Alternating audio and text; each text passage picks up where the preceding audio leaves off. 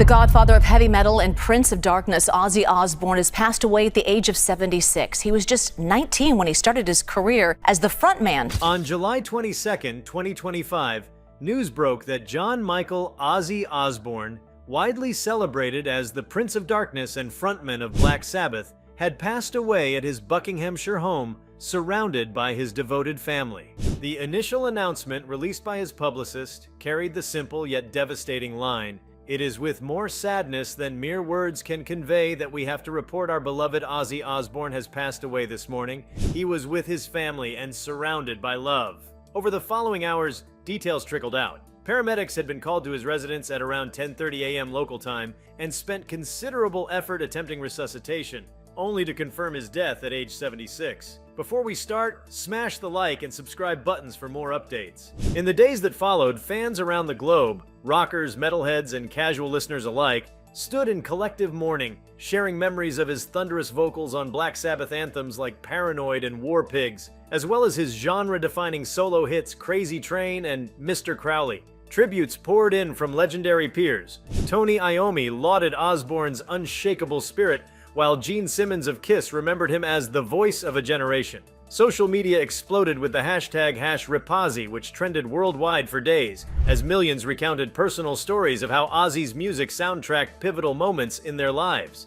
Despite his Parkinson's disease diagnosis in 2019 and a litany of health struggles, including severe injuries from a 2003 quad bike accident, Osbourne had insisted on one final farewell performance. On July 5, 2025, at Villa Park in Birmingham, he reunited with his original Black Sabbath bandmates for what would be his swan song on stage. In candid reflections for the Sunday Times, bassist Geezer Butler admitted shock at seeing Ozzy so frail, needing assistance from three people, leaning on a cane adorned with gold and jewels, and singing much of the set seated, but also spoke of the joy and catharsis the show provided, calling it a beautiful ending to a career spanning nearly 6 decades. News outlets combed through his final months for context, uncovering that Osbourne had been in and out of hospitals for respiratory infections and complications linked to Parkinson's. Although no official cause of death was ever disclosed, speculation swirled in tabloid corners and online forums. Some conspiracy theories, quickly debunked by credible fact-checkers, attributed his demise to assisted suicide, pointing to Sharon Osbourne's past comments about considering Switzerland's option if his condition worsened. Claims his daughter Kelly angrily dismissed as bull *****T and unfounded. Amidst the swirl of rumors, Sharon Osbourne emerged as the family's steadfast spokesperson, emphasizing that Ozzy had died peacefully and naturally, surrounded by love. In a heartfelt BBC statement, she thanked the legion of fans for their unwavering support over the years and begged the media to respect the family's privacy during their mourning. She also announced that while Ozzy's final concert proceeds, over £140 million raised for various charities, would continue to benefit causes close to their hearts, any upcoming projects, including a planned memoir and a BBC reality series chronicling his later life, would proceed as intended, serving as a tribute rather than exploitation. The global music industry paused to reckon with the enormity of his loss. Radio stations shifted their playlists to celebrate every era of his output, early Sabbath grooves, solo glories, and the unexpected but endearing episodes of the Osbournes reality show that endeared him to an entirely new generation. Streaming platforms reported unprecedented spikes in plays. Black Sabbath's Paranoid rose by 1,200%, and Ozzy's solo catalog saw a 900% uptick worldwide. Spotify premiered curated Ozzy Forever playlists, featuring personal liner notes from fellow musicians, accompanied by video testimonials from stars like Slash and Metallica's Lars Ulrich, all reflecting on Ozzy's indelible influence. On the business side, Osbourne's estate teams moved swiftly to ensure that his legacy would be preserved with integrity. An authorized biography tentatively titled Prince of Darkness, the Ozzy Osbourne story, was greenlit by his family and slated for release in late 2026. Meanwhile, Rhino Records announced a deluxe box set compiling remastered Sabbath albums and rare solo demos, promising never-before-seen footage from early tours and candid studio sessions. Pre-orders for these releases shattered expectations, signaling that even in death, Ozzy's star refused to dim. Internationally, memorial concerts were organized. In Los Angeles, a sold-out tribute at the Hollywood Bowl featured Ozzy alumni, guitarist Zakk Wylde, drummer Tommy Cliffotos, and surprise appearances from Bruce Dickinson and Dave Grohl. In London, friends and collaborators gathered at the Royal Albert Hall, where pianists, string quartets, and a gospel choir performed orchestral arrangements of his greatest hits.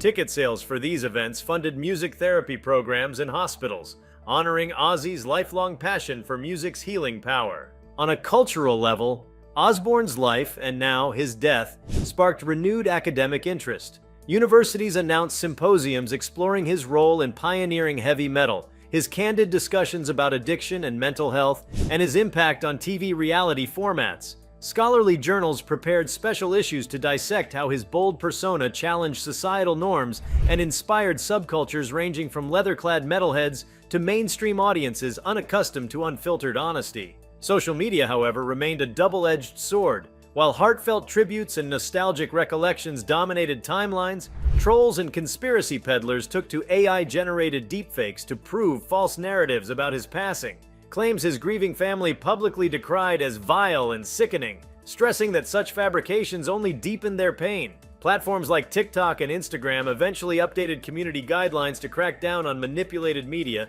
citing Ozzy's case as a prime example of how AI misuse can harm individuals and families in mourning. In the weeks since his passing, fan-driven initiatives also sprung up. On his birthday, December 3rd, annual Ozzy Fest memorial gatherings took place in 25 cities worldwide, uniting strangers in candlelit vigils and marathon listening sessions.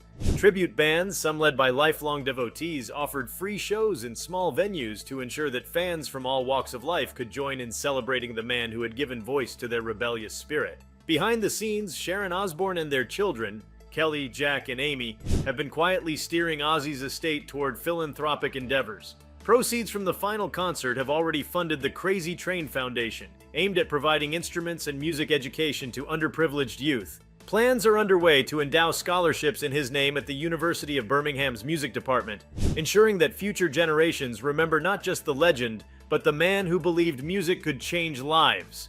As autumn approached, the cultural momentum showed no sign of abating. Documentarians pitched film projects to Netflix and Amazon, seeking to weave archival footage with new interviews from industry icons. Tribute albums were in various stages of production, with artists from pop to punk interpreting Ozzy's songs in radically new styles. One noted producer remarked, "Ozzy's songs are so foundational that you can strip them down to a whisper or crank them to a riotous howl. Either way, they still resonate." Back in Buckinghamshire, community members laid a simple stone marker near the Osbourne residence, inscribed with a lyric from Changes, a song that had become particularly poignant when Kelly's duet version topped the UK charts from his hospital bed in 2018. It reads, "And love dares you to change our way of living." For a man whose life was a kaleidoscope of reinventions, from Sabbath's dark prophet to solo icon, from reality star to patriarch, those words seem both a farewell and a benediction. By mid-August, the whirlwind of tributes began to settle into a sustained legacy project. The Osbourne family announced the establishment of the Ozzy Osbourne Archive Trust, tasked with preserving his recordings, writings, and memorabilia for public scholarship and exhibitions. The Trust's first endeavor will be a month-long exhibit at London's Hard Rock Cafe, featuring costumes, handwritten lyric sheets, and a recreation of Osbourne's 1970 tour bus interior, complete with his favorite leather jacket and a blood-splattered handwritten note about feeding bats. Even as the world gradually adjusts to life without his living presence, Ozzy's voice continues to echo through headphones, stadium speakers, and tinny smartphone speakers alike. His influence on rock and popular culture remains as potent as ever, a testament to a career that transcended boundaries of genre, nationality, and generation.